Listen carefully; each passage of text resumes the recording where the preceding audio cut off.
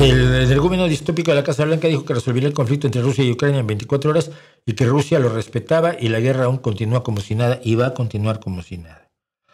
En este momento lo único que hay que hacer es lograr que Ucrania sobreviva hasta que se reanime la industria militar europea, se incremente desdichadamente el gasto, la inversión en defensa de Europa y se proceda a apoyar a Ucrania como debe ser apoyada, como merece ser apoyada. Primero, porque todo país que es agredido merece ser apoyado, y segundo, porque nos jugamos mucho de Europa allí también. Y cuando digo Europa, digo el mundo.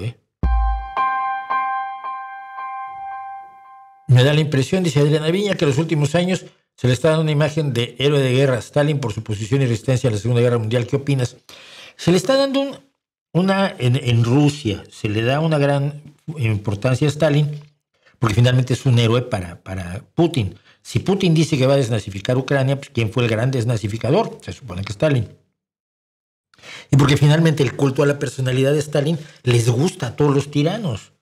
El culto a la personalidad de Stalin es una cosa absolutamente delirante.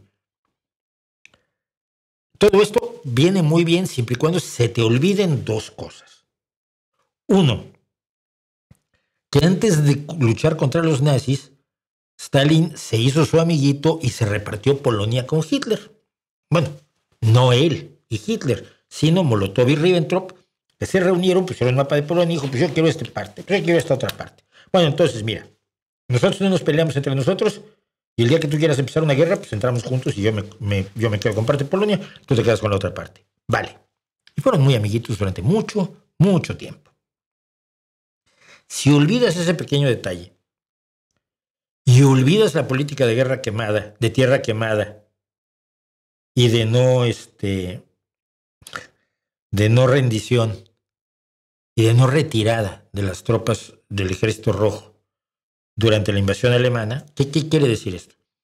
La tierra quemada era que si tenías que retirarte, destruías todo, cosechas, fábricas, talleres, todo para que no tuviera nada el enemigo. Es una táctica buena, pero los que vivían allí los pasaste a torcer también. Y luego, si estabas en medio de la batalla y un soldado decidía que se retiraba porque la cosa estaba muy caliente, entonces lo fusilaban sus propios compañeros. Es esta razón por la cual los prisioneros soviéticos de guerra de la Alemania nazi, cuando fueron liberados en 1945 y regresados a la Unión Soviética, fueron generalmente acusados de traición a la patria por haberse rendido. Bueno, si olvidas ese pequeño detalle y luego olvidas que Stalin no hubiera podido sobrevivir, Rusia o la Unión Soviética no hubiera podido sobrevivir sin el programa Lend-Lease de préstamo y arrendamiento del Reino Unido y Estados Unidos, que le dieron millones y millones y millones de dólares en alimentos, en jeeps, en fábricas yo siempre recuerdo que de Estados Unidos se levantó una fábrica de neumáticos y se llevó a la Unión Soviética para fabricar los neumáticos necesarios para los vehículos de guerra, aviones, tanques, etcétera, etcétera, que sustentaron con materiales el heroísmo del pueblo soviético, así como hoy queremos sustentar con materiales el heroísmo del pueblo ucraniano. Si olvidas eso, no, entonces Stalin es un héroe. Stalin no tenía una visión militar, Stalin nunca fue militar.